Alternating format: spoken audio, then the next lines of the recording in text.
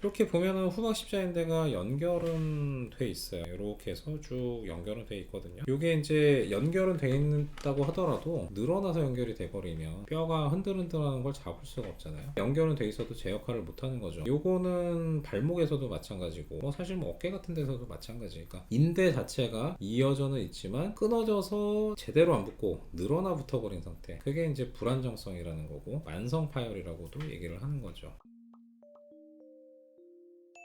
안녕하세요 여러분, 수술을 읽어주는 남자 수익남 닥터 콩깍지 조재호 원장입니다. 제가 지난번에는 우리 이정호 원장님과 같이 전방 십자인대에 대해서 한 3회로 나눠서 얘기를 좀 해봤는데, 오늘은 후방 십자인대 얘기를 좀 해볼까 합니다. 물론 뭐 후방 십자인대에 대해서 뭐 아주 깊은 얘기는 아니고 케이스를 가지고 한번 얘기를 좀 해볼 텐데, 전방 십자인대에 비해서 후방 십자인대 수술 케이스가 적죠. 전방 십자인대가 훨씬 많고 후방 십자인대는 적어서 어떤 식으로 후방 십자인대 재건을 하는지에 대해서 얘기를 좀 해드릴게요. 후방 십자인대는 뭐 다칠 때 되게 어떻게 다치냐, 이제 대표적인 게 무릎을 꿇은 채로 바닥에다 다이렉트로 꽝 하고 찍는 거, 그 다음에 교통사고 났을 때 무릎을 구부리고 앉잖아요. 차 속에서 정면 충돌까지는 아니더라도 쾅 하고 부딪히면 무릎이 대시보드 쪽으로 탁 나가죠. 그러면 경골이 대시보드에 부딪히면서 뒤로 밀립니다. 그러면 후방 십자인대가 이렇게 잡아 당겨지면서 파열이 좀 되죠. 가끔 이제 미끄러운 길 가다가 넘어지면서 바로 그냥 무릎을 꿇은 채로 바닥에다 꽝 하고 찝을 경우에 좀 생길 수 있고, 물론 이제 운동하다가 잘못 무릎이 틀어지거나 꺾이면 이제 그때도 이제 생길 수가 있죠.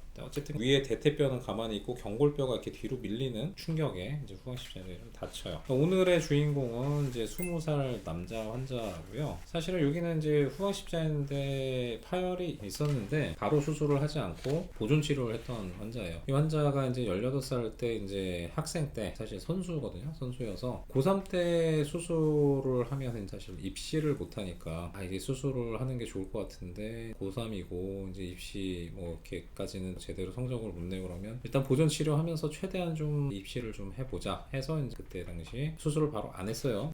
처음 찍은 사진이 이제 2년 전에 그 사진인데, 처음 다쳤을 때 엑스레이는 괜찮죠. 인대 다친 건 엑스레이 안 나오니까 측면 사진도 괜찮고 뚜껑뼈도 괜찮고, 근데 무릎이 좀 많이 부었어. 아파. 자꾸 좀 딛기도 어려울 정도. MRI 찍어봅시다. 앞에 관절면 쪽은 크게 뭐 이상이 없어요. 뚜껑뼈는 괜찮고, 정면 사진에서 보니까 바깥쪽 물렁뼈도 괜찮고 안쪽 물렁뼈도 괜찮고 연골도 괜찮고 내측 부인대도 쭉 괜찮고요. 외측 부인대도 괜찮아요. 뭐 안에 크게 이렇게 비찬 것도 아니고 괜찮지 않나? 근데 여기 후방 십자인대 색깔이 조금 이상해. 하얗게 좀 이상하다. 옆에서 보면 내측은 전후 연골판 괜찮고 연골도 괜찮고요. 후방 십자인대 조금 뭔가 좀 이상해. 여기가 좀 끊어져 있구나. 전방 십자인대는 보면은 잘 이어져 있거든요. 후방 십자인대 중간에 좀 뭔가 이상한 거예요. 원래 후방 십자인대 MRI에서 되게 새까맣게 좀 잘 보이거든요. 근데 색깔이 이렇게 흐리멍텅한 거는 좀 손상을 좀 받은 거죠. 이 당시에 이제 이렇게 좀 손상은 있었지만 일단은 뭐 그냥 고3이고 입시를 위해서 일단 보존 치료했던 건데, 일단 한 2년 정도 지났어요. 그 사이에 계속 아팠대. 도저히 이제 더 이상은 선수하기도 어렵고 이제 안 되겠다. 수술을 좀 해야 되겠다. 자, 그러면 2년 전에는 당연히 후방 십자인대 파열이 있었는데 그때 이제 수술을 안 했는데, 이게 수술을 그러면 지금 2년이 지나서 해야 되느냐? 그거는 2년 지나고 나서는 이제 어느 정도 붙을 놈은 붙었겠죠. 안 붙을 놈은 안 붙었을 수도 있고요. 불안정성이 이제 중요한 거죠. 인대가 붙었든 안 붙었든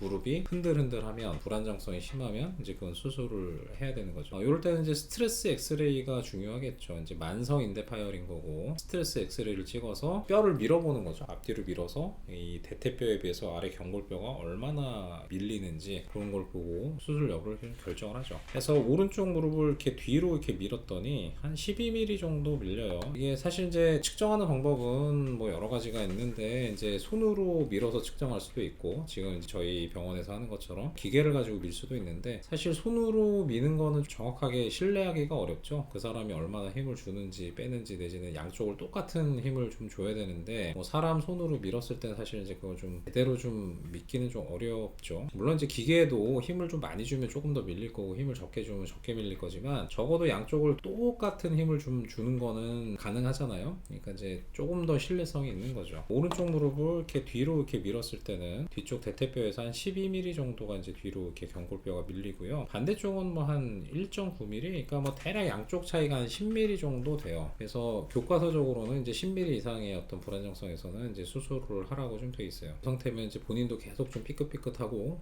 불편감도 있고 통증도 있고 스트레스 엑스레이상에서 10mm 정도 이상 좀 나오기 때문에 그러면 뭐 수술 이제 해야죠. 수술 전 MRI 찍어보면 이렇게 보면은 후방 십자인대가 연결은 돼 있어요. 이렇게 해서 쭉 연결은 돼 있거든요. 이게 이제 연결은 돼 있다고 하더라도 늘어나서 연결이 돼버리면 뼈가 흔들흔들하는 걸 잡을 수가 없잖아요. 연결은 돼 있어도 제 역할을 못하는 거죠. 요거는 발목에서도 마찬가지고 뭐 사실 뭐 어깨 같은 데서도 마찬가지니까 인대 자체가 이어져는 있지만 끊어져서 제대로 안 붙고 늘어나 붙어버린 상태, 그게 이제 불안정성이라는 거고 만성 파열이라고도 얘기를 하는 거죠. 그래서 사실은 이제 이게 처음에 비수술로, 그러니까 수술 안 하고 이제 비수술을 할 때 되게 반깁스를 하기도 하고 통깁스를 하기도 하고 보조기를 차기도 하는데 이게 사실은 되게 중요한 거예요. 수술 안 하는 상태에서는 이런 것들을 이용해서 이제 사실 제일 좋은 방법은 이제 꼬매는 거죠. 물론 십자인대는 꼬매도 붙지 않기 때문에 새로 만드는 걸 하지만 대부분의 인대는 이제 봉합이란 말이에요. 꼬맨단 말이에요. 꼬매서 딱 붙여놓죠. 그럼 지네들끼리 붙으니까. 근데 뭐 파열이 됐는데 내가 수술을 안 하고 그냥 붙이려고 그래. 그러면 이게 떴다 붙었다 떴다 붙었다 그러면 결국은 이게 늘어나서 붙게 돼버려요. 보조기라는 거는 이거를 최소화하는 거예요. 떴다 붙었다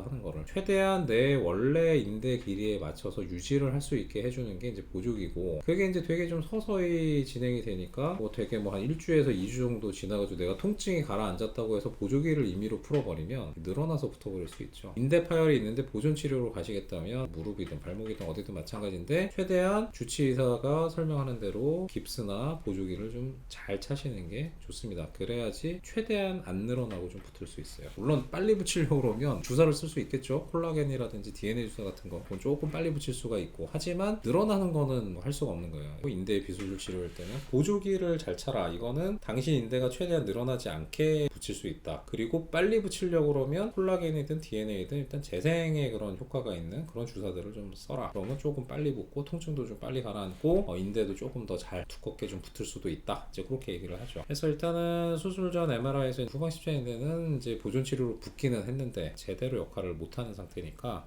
어쩔 수 없죠. 뭐 수술해야죠. 그래서 수술하는 방법은 이제 뼈에다가 구멍을 뚫고 인대를 새로 끼워 넣는 방식이에요. 전방 십자인대도 마찬가지고 후방 십자인대도 마찬가지인데, 처음에 들어가 보면 전방 십자인대는 그냥 괜찮죠. 얘는 별 이상이 없어요. 전방 십자인대 안 다쳤으니까. 후방 십자인대 쪽이 여기가 뭔가 되게 좀 조직이 좀 지저분하게 보여요. 안쪽에 있는 대퇴뼈하고 경골뼈 연골 괜찮고요. 물렁뼈 반월상 연골이죠. 그것도 괜찮아요. 뒤에까지 반월상 연골 다 괜찮은데 이렇게 보면 여기가 뭔가 이게 선이 이렇게 가거든요. 이게 뭐냐, 찢어져서 늘어나 붙어버린 후방 십자인대 다발 중에 일부가 지금 저렇게 쳐져서 보이는 거. 원래 저런 거 안 보여요, 정상에서는. 그래서 보면 희한하게 여기가 색깔도 다르죠. 얘하고 이쪽하고는 색깔도 달라. 마치 상처 조직처럼 이렇게 변해버린, 변형되고 늘어난 후방 십자인대 다발들이 이렇게 좀 보여요. 제 역할을 못하겠네. 외측도 반월상 연골하고 연골 다 괜찮고요. 후방 십자인대는 무릎의 뒤쪽에서부터 앞쪽으로, 경골의 뒤편에서 대퇴뼈의 앞쪽으로 연결이 되어 있거든요. 거기에다가 인대를 끼워 넣으려면 경골은 앞쪽에서 뒤로 오금쪽으로 구멍을 뚫어야 되고요. 대퇴뼈도 앞쪽에 구멍을 뚫어야 돼요.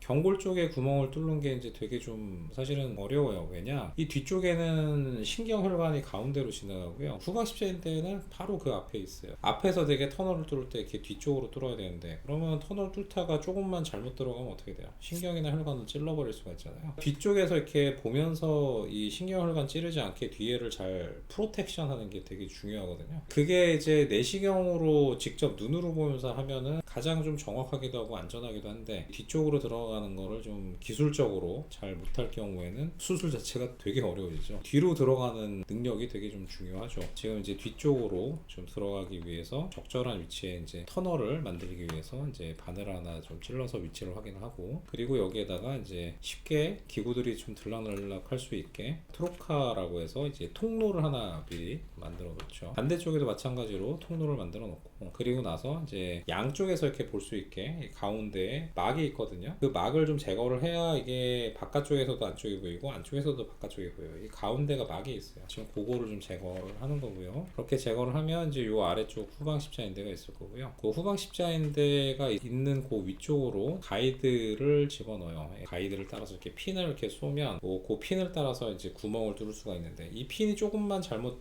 들어가면 이제 10개월간을 좀 치를 수가 있기 때문에 이 가이드로 핀을 잘 막습니다. 여기 이렇게 핀이 이렇게 좀 나온 게 보여요. 이 가이드로 이렇게 딱 막고 있는 거예요. 그리고 나서 거기다 지금 터널을 한 9mm 정도로 리머로 뼈를 갈아서 확공하는 그 기계로 이렇게 구멍을 좀 뚫어놓은 걸 볼 수가 있고요. 여전히 이 앞쪽에 가이드가 이렇게 좀 막고 있어요. 저 리머도 뒤를 푹 치면 안 되니까 여기서 딱 막고 있는 거죠. 그게 이제 제일 좀 중요하고, 그리고 나서 그 터널로 해가지고 이제 철사를 미리 앞쪽으로 좀 빼놓고, 그리고 이제 대퇴뼈 앞쪽에다가 또 가이드를 대고 터널을 좀 만듭니다. 여기도 마찬가지로 가이드 핀이 나오고 여기를 확공을 한 다음에 여기가 지금 보면 아까 이 오금 뒤쪽에서부터 끄집어냈던 철사가 뒤에서부터 이렇게 앞쪽 대퇴 터널로 연결이 좀 되어 있는 걸 볼 수가 있고요. 저 철사의 끝허리에 인대를 달아서 잡아 당기면 대퇴 터널을 통과해서 경골 터널로 내려오겠죠. 그래서 지금 여기 인대가 좀 하얗게 좀 내려오는 걸 좀 볼 수가 있고요. 이시캐너 인대가 지금 이런 식으로 뒤쪽으로 이렇게 좀 내려갑니다.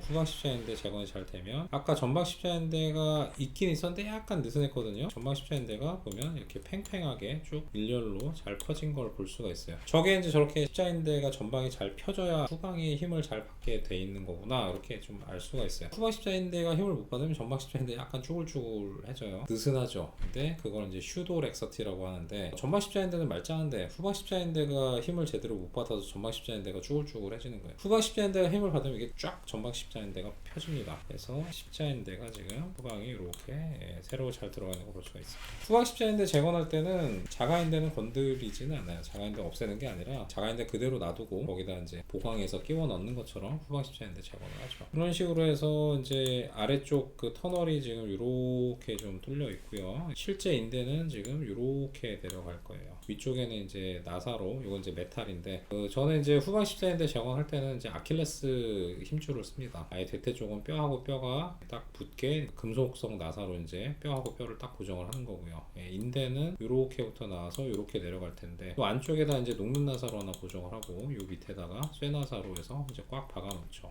옆사진에서도 잘 돼 있고요.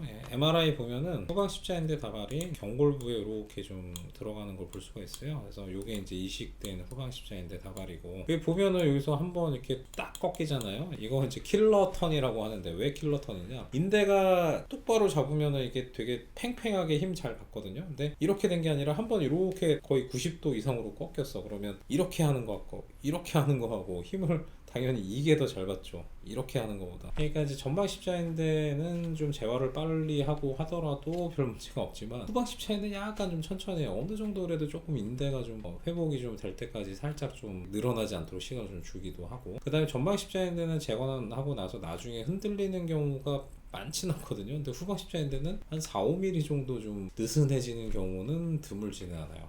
저게 이제 대부분 저 킬러턴 때문에 좀 그렇다고 하는데, 어쨌든 간에 하여튼 요 후방 십자인대 터널 자체를 잘 만들어야 킬러턴이 조금이라도 좀 덜 되죠. 그래서 위쪽까지 쭉 다 잘 연결이 이런 식으로 좀 돼 있는 거를 볼 수가 있어요. 후방 십자인대 다발이 이렇게 좀 올라가고요. 이런 식으로 올라갑니다.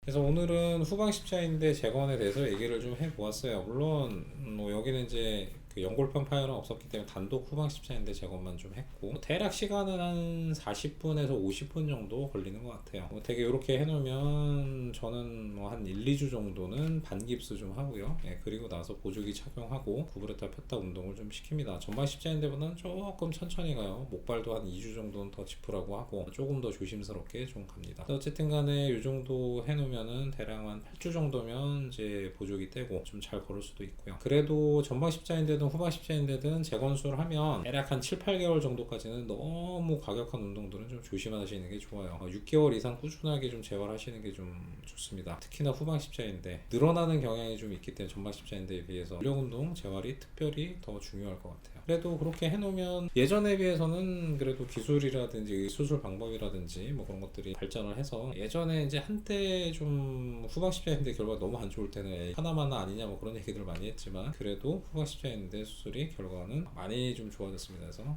주저하실 필요는 없으실 것 같아요. 자, 오늘 어떻게 좀 좋은 정보가 되셨다 그러면 좋아요, 구독, 알림 설정 3가지 부탁드릴게요. 다음에 더 흥미롭고 유익한 주제로 돌아오도록 하겠습니다. 감사합니다.